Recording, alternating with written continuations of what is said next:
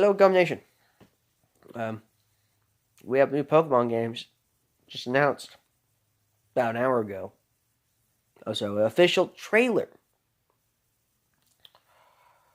I I'm gonna say the pros, the cons, and the whys. And that's how I'm gonna do this. I'll make it very quick and easy because I don't want to take too much time because I already made a 20-minute video already, and I'd rather just make this the quick one. Um, the pros. It looks great. I like the functionality of how you throw the Pokeball in it. At first, I was a critic of it, but I realized that you know what? They actually created a Pokeball that you can actually throw at the Pokemon. That is cool. I'll give it that. That's like a childhood dream right there for me. Just to actually throw a Pokeball to catch a damn Pokemon. I mean, if it was virtual reality, that would be the best. But I'm not gonna say Nintendo Mega it. No, that would be retarded. Not retarded, redundant.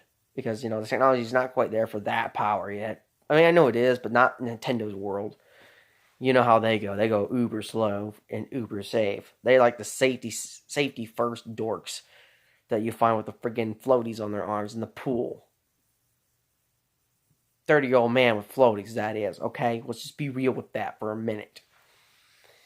Anyways, moving on. I do like the idea of having two people that are right next to each other able to actually play together like that. I think that's great. I don't like the fact that, you have to have both of them to catch the Pokemon in order to get it. Unless it's like both people get it or whatever have you. You know, I think that portion can be changed a little bit. Whatever. Um, Battling, I don't know how that's going to turn out. I mean, you have two people battling one dude. Is it like, how's that going to work? Is it like one file? There's just too many questions that I can't answer right now on that in my head. So it's like, I need more information how that works before I can be convinced to be like the best Pokemon game ever. That's always the thing, by the way. I always try to compare it to the best Pokemon game ever. This one has pretty close. It is pretty close with all the functionalities of having the connection with Pokemon Go. Which, this holiday season, there's going to be a lot of Switch sales because of this. Not November when it gets released. Nuh-uh. Mm-mm.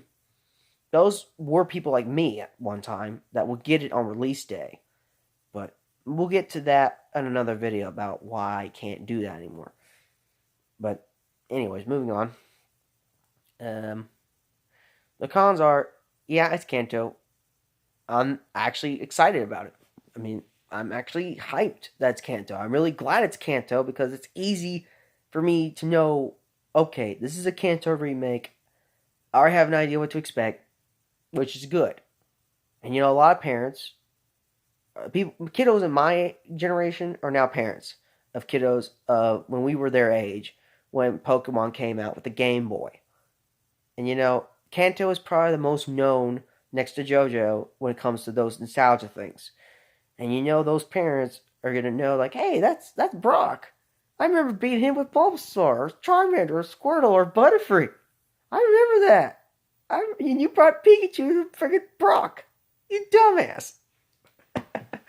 I could just totally be that parent's like, why you bring Pikachu to Brock? I literally told you what to do, and you didn't listen. I will be that parent, and I would probably have that kid that'll just do it in spite of me, just because of that. Anyways, it would be funny though. You know what? I bet. I'm gonna make a shout out right now, Gerb. I swear, if you start League with Pikachu versus Brock when this game comes out, I will literally hop on League, get on one of your mains, and feed it 0-40 in 20 minutes. Just to spite you for it, since I can't do it directly. So anyways, that's because of that. Honestly, I think it's great. I do worry about the bandwidth of the whole game itself, just because it's a lot of functions that you're dealing with, a lot of server connections. I'm worried about Nintendo servers handling this. Now, I'm not saying they can't handle it. I'm just saying back when, let's say 2 years ago, you'll be wondering. Now, will this game have connection with the current Pokemon series? They didn't broadcast that yet. We don't know. We just know it has capabilities of Switch and Pokemon Go. If it's a spin-off, or if it's another, quote, third gen incident, I will have to retire at that point because I'm not going to have my entire collection become dust. Well, pretty much dust. I'm not going to have my entire collection go to waste after all the time and years I spent with it. I ain't going to have it taken away just because Game Freak decided, like, okay, you know what would be best to get rid of these hackers? Get rid of all the past stuff and just start the whole series fresh. That also pisses off a lot of legitimate people, too. See, I'm borderline legitimate. See, I've done hacking in the past, but now it's like, okay, you made it so easy, I can actually be legitimate and actually be okay with it without, having to stress over random number generators. Blech. So, regardless of that, overall, I'm really hyped about this game. I really like to see it. I want to see how much Twitch feature it has. There's a lot of things I want to see it do. I want to be able. It's like the game I really wish I had as a kid. This is the game of the childhood series I dreamed about, right there. Except for one problem: I don't get Bulbasaur as my starter. I don't get to pick Bulbasaur. I don't get to pick Squirtle. And I don't even get a choice to pick Charmander either. That's the sad part. I got Eevee and Pikachu. I got the Pokemon Yellow version of this stuff. And they don't even follow you around either in the open world environment. See, Soul Silver got that right. Yeah, I went there. Now, I understand being 3D and having all 700 Pokemon 3D models able to move and function and react is a way too much asking much. Especially with the servers and all the other features. I don't think we're ever going to get that feature again right now. I mean, we might get it in, not this next generation, but the next 2 or 3 generations, we might potentially get it. Or even virtual reality. Virtual reality might hit it first before we even get it. I think that's honestly the way Nintendo should go with it. Just so that way, hey, we can actually be in virtual reality with the Pokemon stuff. That might convince me enough to actually do the streams of Pokemon just because of it. Go out to catch legendary Pokemon like Articuno and the Sea Islands, having, seeing the ice, cavern around me, and having, Articuno in an epic pose, and then you could see the blizzard just coming around everywhere as soon as it appears. And you just throw a Pokeball at it, and it just snatch catches it. Or it breaks the third damn timer, just like every other damn thing. And you have to waste your Master Ball at it. Meh. But seriously, I mean, they did Mewtwo really close to that, though. They did Mewtwo really close. It's really close. I think that virtual reality experience of that Articuno I just described, or even the Zapdos, could be, a lot better than a lot of Pokemon games I've ever done. But, the technology is not efficiently enough to be there. It's in progress, I bet you, but it's just not there yet. But, however, during that time period, I'm probably an old man by the time we hit that. I'm glad they keep doing Kanto remakes, so that way when I turn 80 years old and have, some Alzheimer's or bullshit like that, I can still remember, okay, I need Bulbasaur to beat Brock and Misty, and I just gotta catch an Abra after I beat Misty, or before, around there, catch an Abra, get it level 16, and then beat the game with it. To where I say, when I'm 80 years old, I still know how to beat the game, and I don't have to rely on Butterfree nonsense mechanics to do it. That would be me when I turn 80. That would be a dream. I don't care if it's virtual reality or not. I don't care. I mean, I want to be able to play the newest Pokemon game on Kanto region. If it's Kanto or JoJo, whatever classic region it is, I want to be able to play it as an 80-year-old man and know exactly what the hell to do. Anyways, moving on. Next sentence. I think, honestly, it's the best game for the Switch right now.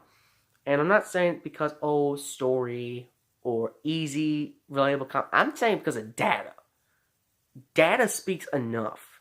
So you have internet features. You have local features, wireless features. Let's just say it's a wireless features console. So let's just say wireless is a lot. And you have graphics. You have all these other things going to play. And you want a big region, like Hoenn region, you can't put that on a game like this. No.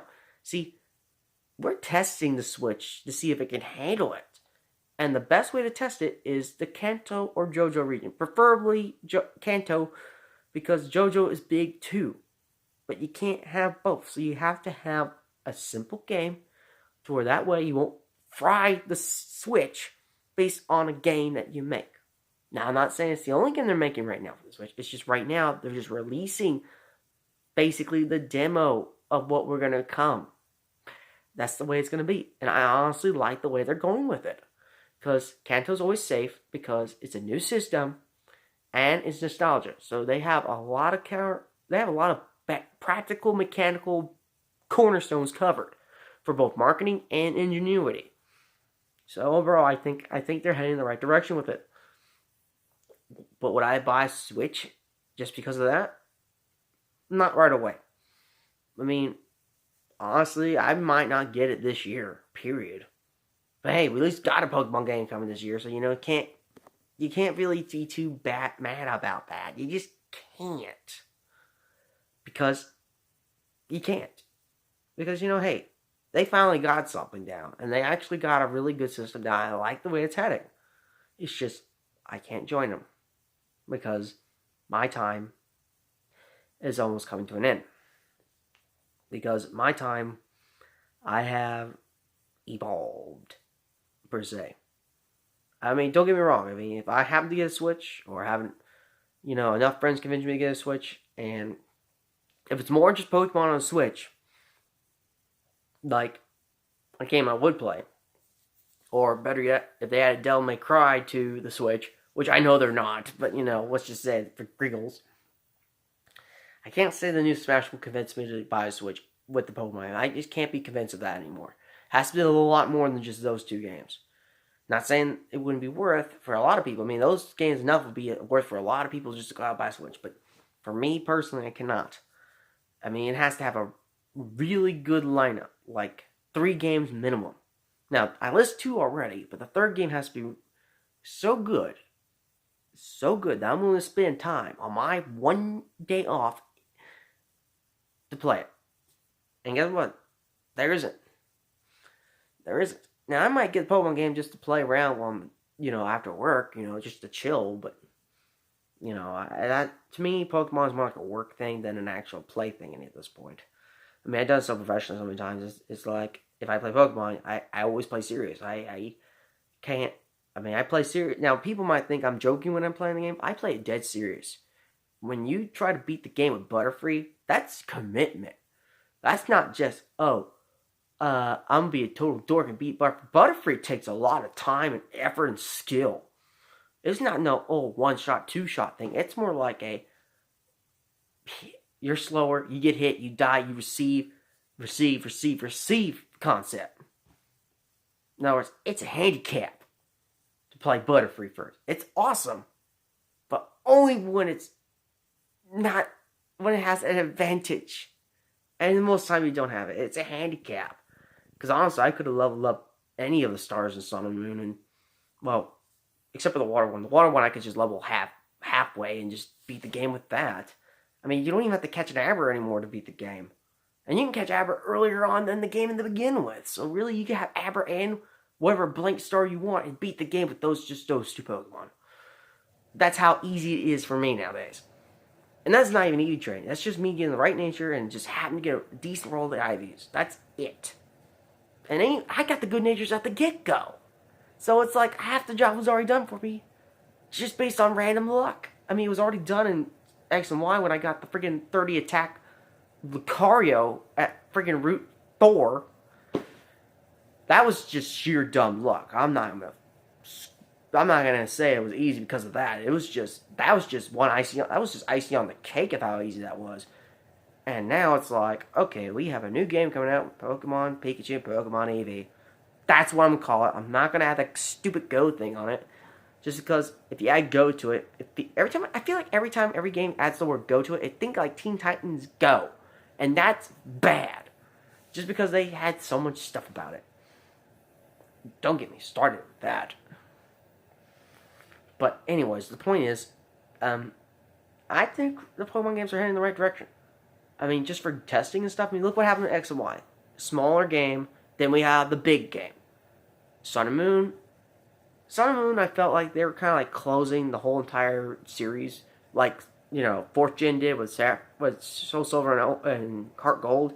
I think they were closing series with that, and I think this one closed the series with this generation, which is good. It's good to have closure on generation points to where we have bookmarks, okay? And except for the first bookmark, between second and third, it was a bad bookmark. But, it had to be done. It had to be done. Something had to be done about all the nonsense that it had to be done. But anyways, moving on with my little story. I think it's honestly a good thing. It's a good thing for parents to bond with their kids with a game that they both know, that they're both into. The parents played it once when they were kiddos, and the kiddos get the experience for the first time, and I think it's great. I think it's a great thing for uniting a family together. I mean, that's something we really need more of America, period. I mean, some people unite with WoW, having everyone have their WoW accounts just blasting through Black Rock Foundry. Some families have Pikachu somehow thunderbolting a sprinkler, just feeding an Onyx somehow. They still hadn't made that, by the way, thank God. Could you imagine that being... If that's in the new Pokemon game, I'm done with it. I'm done with the series. I'm done with it if that's the case. If that's what happens in this generation of game, I swear it will be the last time I even talk about Pokemon, period. Because I don't want that nonsense BS cheatery of a strategy being something you have to do in the game. Now, if it was optionable, I'll be okay with it because then you don't have to pick it. But if it's mandatory, if you start with Pikachu, that you have to do that strategy in order to beat the game, or at least beat Brock, no. I'm not. I don't want to buy the, quote, Ash version of the game. It's supposed to be red and blue. Red and green remake. Not Ash and Ass remake. Not the Ass remake. No. We already had one of those. It's called friggin' Yellow. And it wasn't even that bad. It was actually pretty good. Because you get all 3 starters. Back then, that was very important, note you. To have all 3 starters because you couldn't just do what you do nowadays and breed. You have to catch them legitimately. Or inherit them somewhat. So, pretty much getting all 3 stars in one game is a really good cost effectiveness. Even though if you lost like half of the good roster. You still got Charizard and Blastoise and Venusaur. That was 3 good starters. Everybody knew that. Venusaur had Sleep Powder, Charizard was Charizard, and Blastoise had the Water and Ice move. So boom, problem solved. Yeah, you had like 3 of the strongest Pokemon in the whole entire game, according to a lot of people. But of course, it doesn't beat Alakazam, so Alakazam just got moved to a later point of the game. But still, you could catch that, and you could literally have an unstoppable team. Just because you level them higher, because they're easier to do. Not saying that they're actually good and competitive, but back then they were the only competitive Pokemon besides Gyarados, and that was kind of trash. In fact, you use Gyarados for trash. That's how trash it was back then. God. Anyways, enough about the Gyarados rant thing. God, thank goodness for 4th Gen for that. Anyways, back to the whole entire Switch Pokemon game. I'm serious though. If that's how you beat Brock, the first game, is by using Pikachu, use a Thunderbolt or Thundershock on the damn sprinkler system to beat the Geodude and Onix. I'm done with Pokemon. Period. No questions asked. I am done. Because that type of cheesy mechanic should not exist in the game. Period. And I'm not saying that because I am very bitter towards it. It's just because that's the Ash strategy. Anything involving Ash in the entire Pokemon series should not exist in the game. We made that perfectly clear, that there should not be any combination between Ash and the games. The reason why that the Pokemon game series without Ash sells so well, because he doesn't have him in it. We want to keep it that way. Yellow was a guinea pig back in the 90s, that's cool, that's fine, keep it there. But nowadays, we don't want to associate with that little brat. Just because of the fact that a lot of us bought the game just so, or at least part of the reason why I got the game is because I knew I could be better than Ash. I knew I could be better than him. This is me in the 90s, so this is me being a 90s kid here. I want to buy the game so I can see if I can become better than Ash. Because I think Ash is, BS. This is me as a kid thinking these emotions out. So I did, and I did, and I did, and I did, and I did. I beat him every single time. Now it's the point like, do I even want to bother with him? It's like, he already incarnated himself like 7 times. I don't get incarnation, shit. If I got incarnation, I was definitely well better off. Especially if I can incarnate every freaking time I turn 13 years old. Hell, if I had that, I'll never have to worry about retirement, let alone income. Incarnate at age 13. Yeah, you won't get laid, but you get to live forever and you can literally do whatever you want. You don't have to worry about, taxes, rent, bills. You got it easy. Even if you had to live on your own as a Pokemon person, you still have it easier than it is as an adult in this today's society. Especially when you get Pokemon with superpowers. I mean, that alone, no matter what age, you got freaking Charizard when you're 12 years old. You know how dangerous that is when you think it as an adult? But as a kid, it's like, yeah, Charizard fly. Then you got people like me, like, okay, let's see, we've got the enemy list here. Okay, Charizard, you're in Fire Blast. Here, here, here. And then boom, we enslave the people with his encampment. Yeah. I'm one of those guys that shouldn't have a Pokemon. I'd be terrible. Because it wouldn't be because of what I would do with like Pokemon like Charizard. Oh no, no, no, no. It's the things I would do with the ghost Pokemon. I would have like them sneaking around places and just, creep people out for no reason. Why? Because that's what they do to me. Simple as that. But enough about that part of the rant. So overall, I think it's a great start. I really think it's a good direction where Nintendo's going. Game Freak's definitely done it well. I think the next generation games will definitely include a lot more. I'm not counting this one as a guinea pig game, comparing to the quote, the official game. I think this is just a guinea pig game, honestly, because they never have a big guinea pig game. It's always been small. I mean, Sapphire Ruby are the exceptions to the rule, but as you see later on, well, they kind of changed it. Diamond Pearl was also an exception because they were making that as soon as practically the Game Boy games were made and done. They just kept it on the back burner for a while. So they had an idea what to expect with the DS systems. Games take a long time to make. They take years, like 3 to 4 years on average. Especially if you have like an entire team. Regardless, that's how come you get so many good games, because there's like hundreds of people working on this one game. Like you can have like one guy working on all the paint art to make it look like the real thing. And that's all he did. And he got paid like $100,000 for it. Just for that one paint job he did. And I mean, look at Sega and Michael Jackson.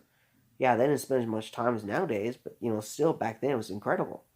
Because they had to run their own business. So overall, I think it's a good game. I think it's a great start. I'm not saying it's an ultimate final product. God no.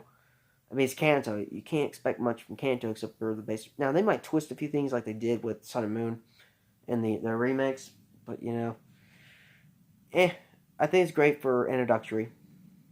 I mean, after all, you don't want to rush a big old game like Ocarina of Time type of style game after 2 years of Super Mario 64. I think they learned from that mistake already once. And I'm speaking on behalf of me personally on that one, as well as Brendan Floss. If people still remember who he is. Anyways, I'm going to end this little rant thingy, Bob, because I have to get up for work and pack those switches for the people who actually have the money to do so. Anyways, let's see what happens. I mean, I can't wait to see what type of features they'll have and how the battle. I really want to see how the battle system works with the whole entire concept of, you have a buddy with you, and I know that it'd be kind of interesting seeing like, two people streaming a Nuzlocke together with their own Pokemon system party or whatever. I want to see some. I think I really want to see it, even if it is Kanto. Who cares? I mean, it's not so much about the game. It's about the functionality of the game, what you can do with it. It's what's going on here. So keep that in mind. I know this video's been long. I normally don't do videos long like this, but it is a Pokemon remake, and I have to do something with it. But this will be the last time I'll do a long video for Pokemon. Anyways, Gum Nation, we'll see you around. Maybe we get lucky, we get a Switch for free, then I'll definitely get the game then, if that's the case. But I probably won't. I don't know.